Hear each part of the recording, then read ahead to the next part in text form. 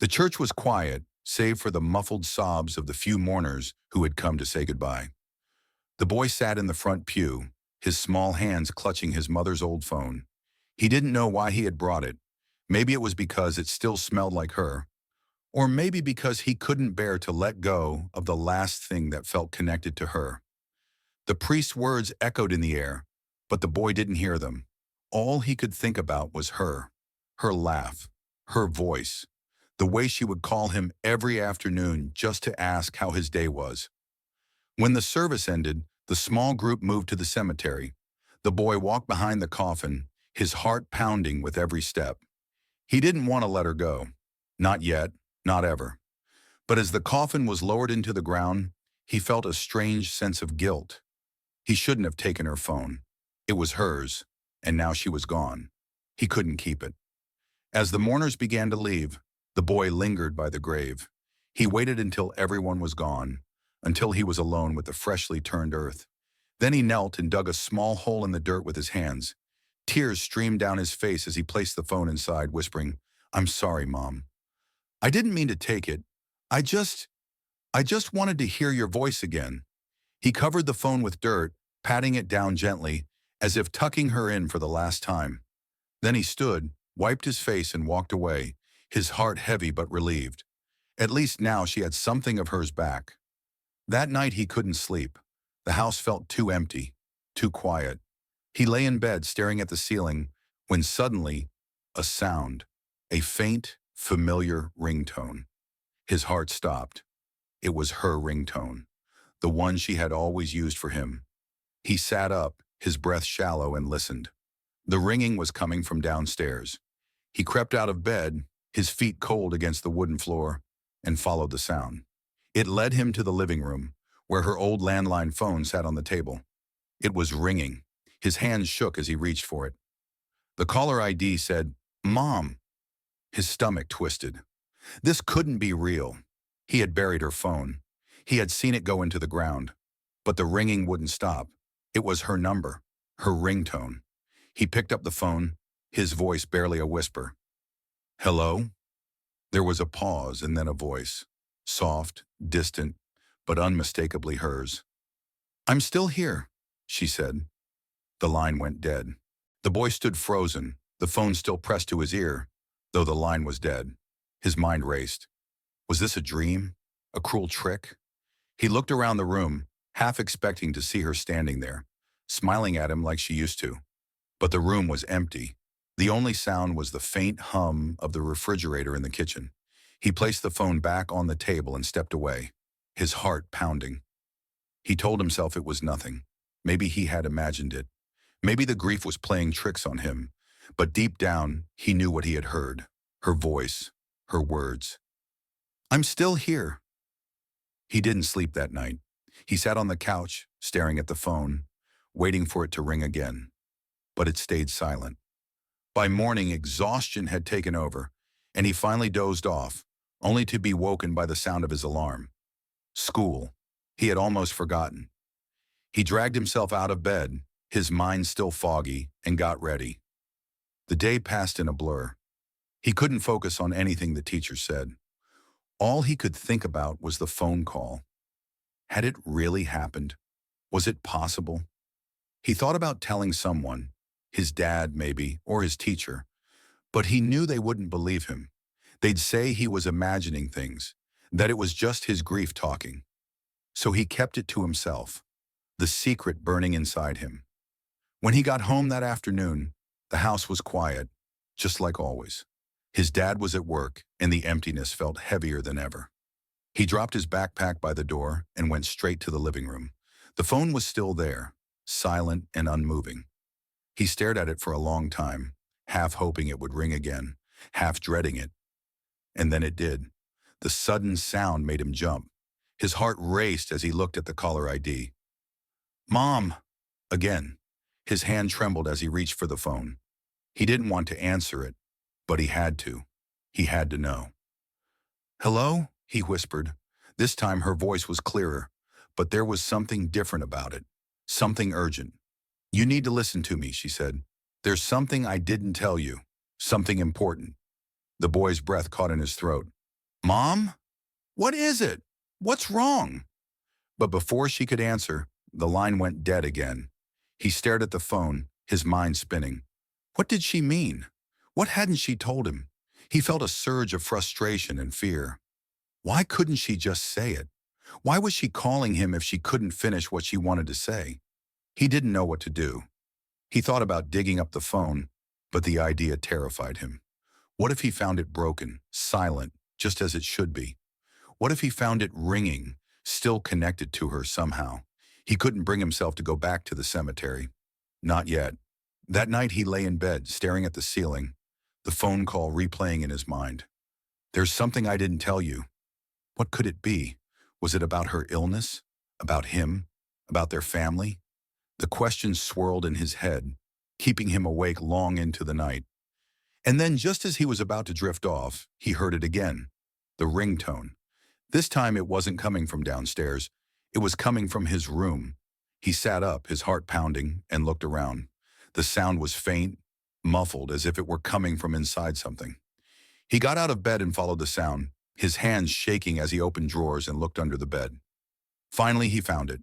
His mother's old diary tucked away in the back of his closet. The ringing was coming from inside it. He opened the diary and there, tucked between the pages, was a small folded piece of paper. The ringing stopped as soon as he touched it. He unfolded the paper, his hands trembling. It was a note written in her handwriting. Just 2 words. Find me. The boy stared at the note in his hands, his heart pounding. Find me. What did it mean? Was it a message from beyond the grave? Or was it something she had written long before she died? His mind raced as he flipped through the pages of the diary, searching for answers. The diary was filled with her thoughts, her memories, her fears. He had never read it before. It felt too private, too personal. But now he couldn't stop. He needed to know what she had left unsaid. As he read, he found entries about her illness, her worries about leaving him behind, and her hopes for his future. But there was something else too, something she had hidden. In one entry, dated just a few weeks before her death, she wrote, I can't shake this feeling that there's something I'm forgetting, something important. I keep dreaming about the old house, the one we lived in when he was little. There's something there, something I need to remember. The boy frowned. The old house? They had moved away from there years ago. Why would she be dreaming about it now? He kept reading, his eyes scanning the pages for more clues. Another entry caught his attention. I found an old box in the attic today. It had things I hadn't seen in years, photos, letters, a locket. But there was something else too, something I couldn't explain.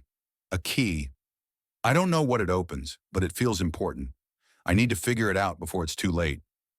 A key? The boy's mind raced. Had she figured it out? Or had she taken the secret with her? He flipped to the last entry in the diary, written just days before her death. His breath caught as he read, I remember now.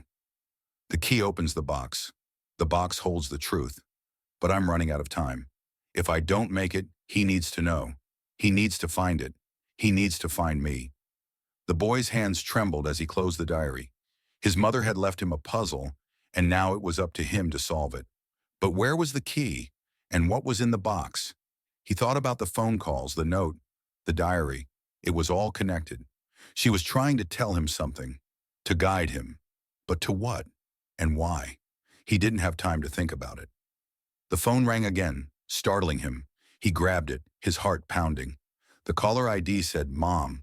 He answered, his voice barely a whisper. Hello? This time her voice was faint, almost drowned out by static. The key! It's in the locket. Find the locket. Find me. The line went dead. The boy's mind raced. The locket. She had mentioned it in the diary. He remembered it now. A small silver locket she used to wear all the time. She had stopped wearing it years ago, but he had no idea where it was. He had to find it. He had to know what she was trying to tell him. He searched the house frantically, tearing through drawers and cabinets, looking for the locket. Finally, he found it in a small jewelry box in her bedroom. It was just as he remembered, small, silver, with a delicate floral design. He opened it, and there inside was a tiny key. His heart raced as he held the key in his hand. What did it open? Where was the box? He thought about the diary entry, the attic, the old house. That's where she had found the box. That's where he needed to go. But the old house was miles away. How would he get there? And what would he find when he did? He didn't have time to think about it. He had to go. Now he grabbed his jacket and the key, his mind set. He didn't know what he was walking into, but he knew one thing for sure. His mother was trying to tell him something, and he wasn't going to stop until he found out what it was. The old house stood at the end of a quiet, overgrown street, its windows dark and its paint peeling. The boy hadn't been here in years, but it felt familiar in a way that made his chest ache. This was where he had spent his earliest years, where his mother had laughed and sung and held him close. Now it felt like a ghost of itself, silent and forgotten. He stood at the gate, clutching the key in his hand, his heart pounding. The sun was setting, casting long shadows across the yard. He didn't know what he was looking for, but he knew he had to go inside. He pushed open the creaky gate and walked up the path, the overgrown grass brushing against his legs. The front door was locked, but the key fit perfectly. The lock clicked, and the door swung open with a groan. The air inside was thick with dust and the smell of old wood. The boy stepped inside, his footsteps echoing in the empty hallway. He felt a strange mix of fear and longing, as if the house itself was alive, waiting for him. He made his way to the attic, just as his mother had written in her diary. The stairs creaked under his weight, and the air grew colder as he climbed. When he reached the top, he saw it, a small, dusty box sitting in the corner, just as she had described. His heart raced as he approached it, the key trembling in his hand. The box was old, made of dark wood with intricate carvings. It looked like something from another time. He inserted the key and turned it. The lock clicked and the lid opened with a soft creak. Inside, he found a stack of old photographs, a bundle of letters tied with a ribbon, and a small folded piece of paper. He picked up the photographs first. They were of his mother, younger than he had ever known her, smiling and laughing with people he didn't recognize. There were pictures of the old house, too, filled with life and light. It was a side of her he had never seen, a life she had never talked about. Next, he untied the bundle of letters. They were addressed to her, written in a handwriting he didn't recognize. He skimmed through them, his heart sinking as he realized what they were. Love letters. But they weren't from his father. They were from someone else, someone she had loved before. The boy felt a pang of guilt as he read them, as if he were intruding on a part of her life she had kept hidden. Finally, he picked up the folded piece of paper. It was another note written in her handwriting. His hands shook as he unfolded it and read, "If you're reading this, it means I'm gone. I'm sorry I couldn't tell you everything while I was still here. There's so much you don't know, so much I wanted to explain. But the truth is, I wasn't who you thought I was. I made mistakes. I hid things. But I always loved you, always. The key to understanding everything is in the locket. Keep looking, keep searching, and remember, I'm still here." The boy's breath caught in his throat. What did she mean? What was she trying to tell him? He looked back at the box, searching for more clues, but there was nothing else. Just the photographs, the letters, and the note. As he sat there, the attic grew colder, and the air seemed to thicken. He felt a presence, something he couldn't explain. It was as if she was there with him, watching him, guiding him.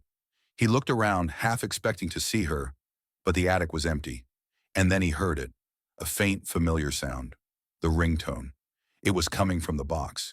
He stared at it, his heart pounding as the sound grew louder.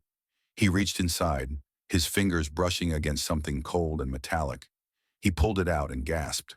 It was her phone, the one he had buried. The screen lit up, and the caller ID said, "Mom."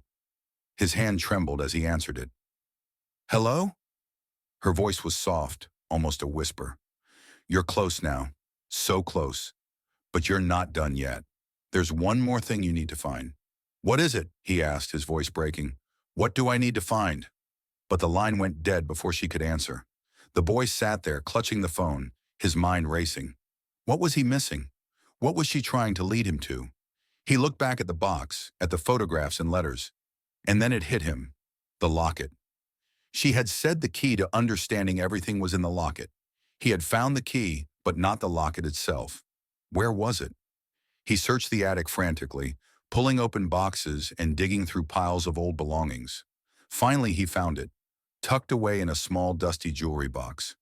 It was the locket she had mentioned in her diary, the one she used to wear. He opened it, and inside he found a tiny photograph. It was of her holding a baby. But it wasn't him.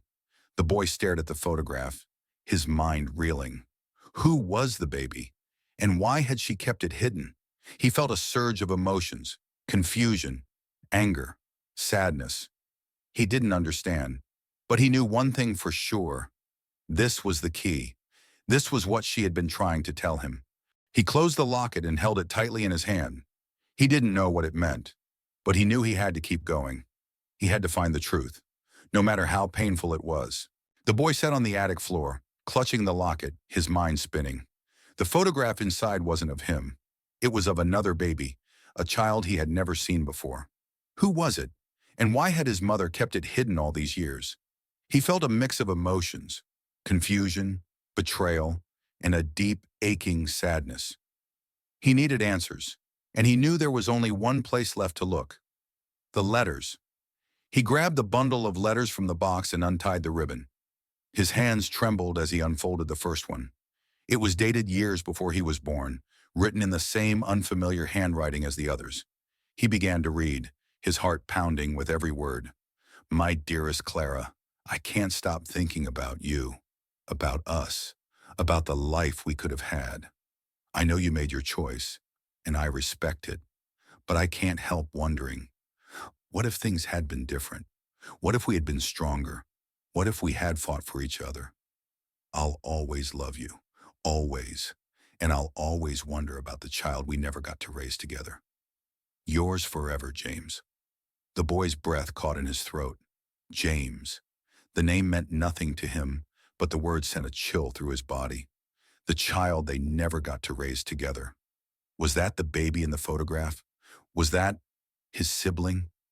He read through the rest of the letters, each one more heartbreaking than the last. They told a story of a love that had been lost, of a life that had been cut short.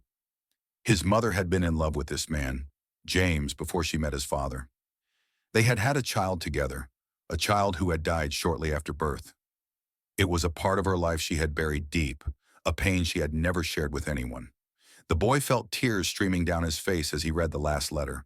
It was from his mother, written to James but never sent. Dear James, I'm writing this because I need to say it, even if I can't send it. I've carried this guilt for so long, this pain. I never told you the truth about what happened to our child. I couldn't. I was too ashamed, too broken.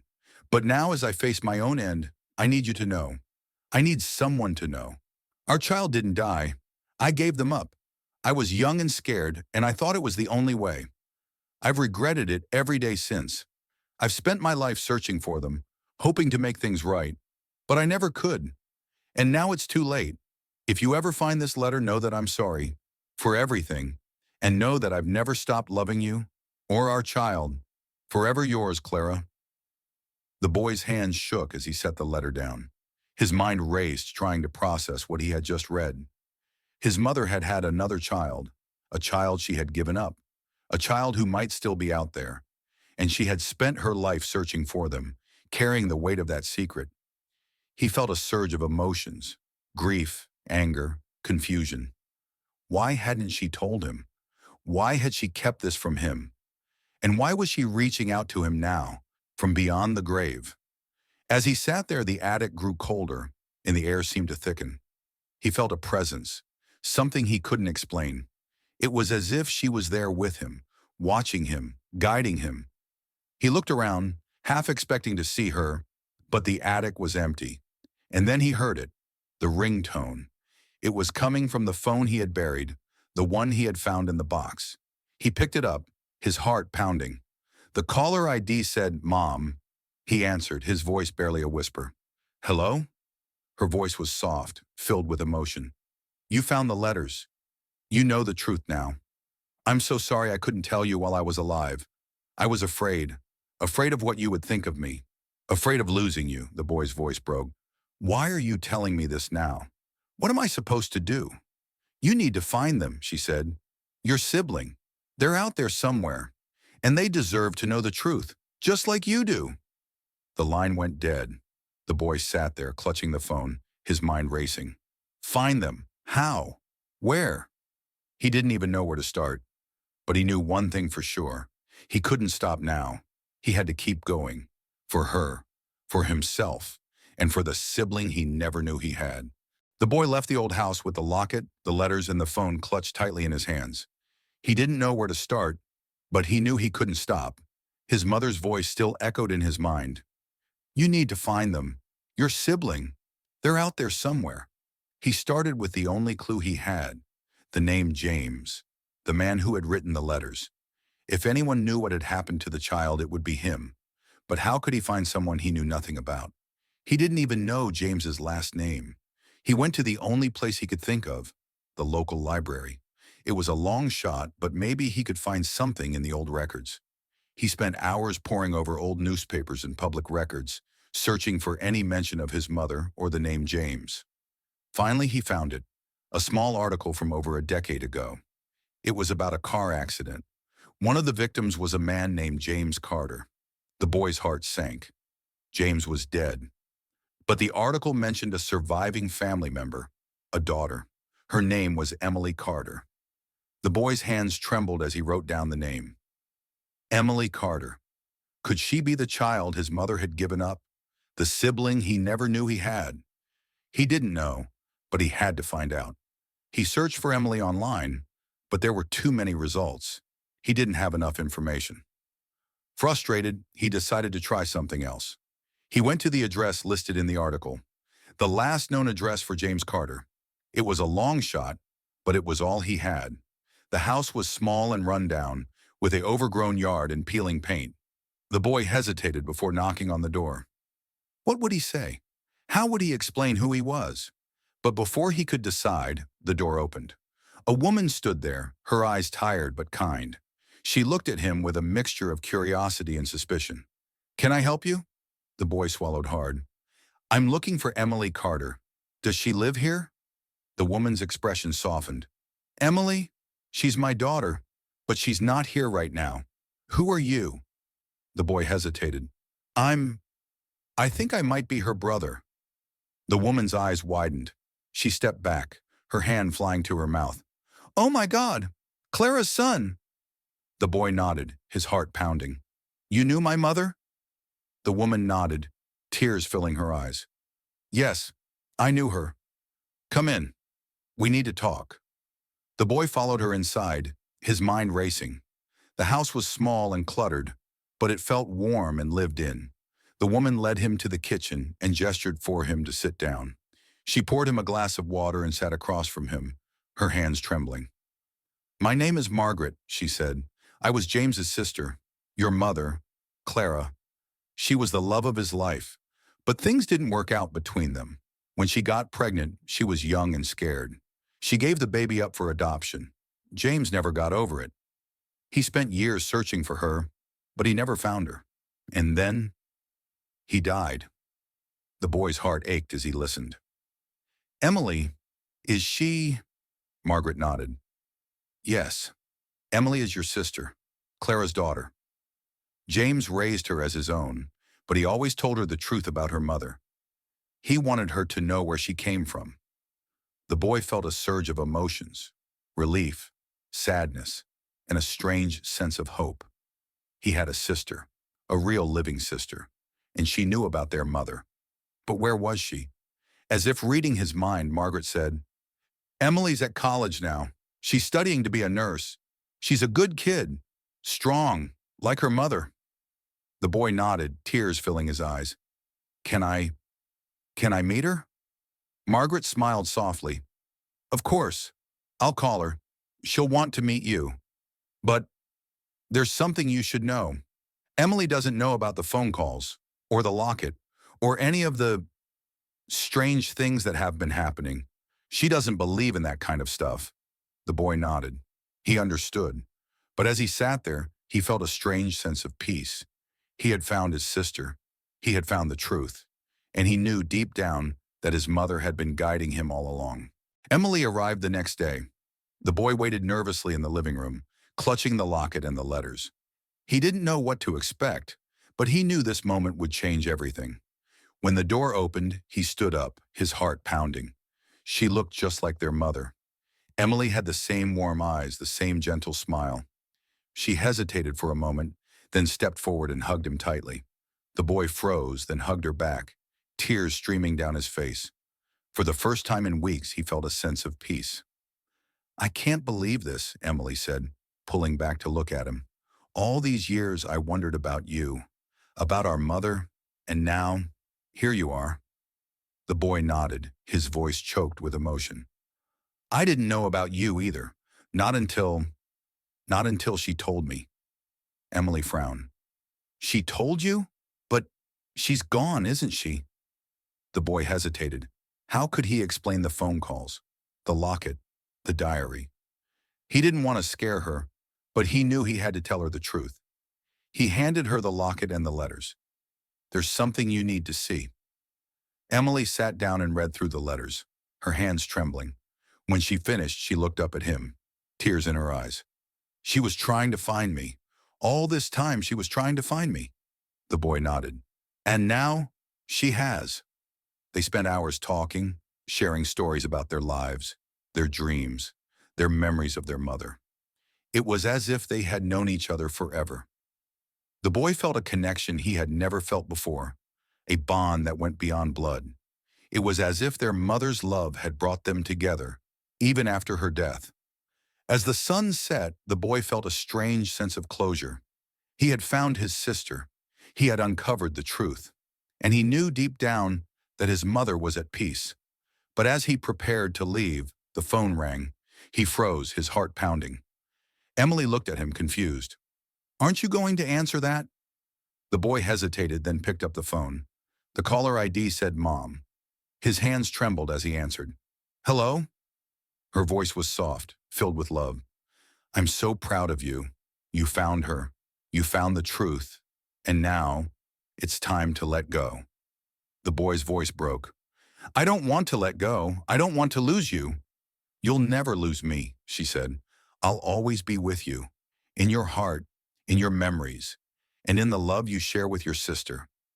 The line went dead. The boy stood there, tears streaming down his face. Emily reached out and took his hand. "Was that her?" The boy nodded. "She said it's time to let go." Emily smiled softly. "Then let's do it together." They went outside and stood under the stars, the locket clutched in their hands. The boy felt a sense of peace he hadn't felt in weeks.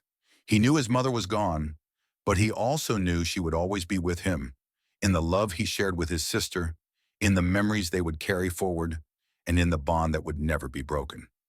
As they stood there, the phone rang one last time. The boy didn't answer it. He didn't need to. He knew what it meant. His mother was saying goodbye, and for the first time, he was ready to let her go. Subscribe and press the bell icon so that you never miss the amazing video.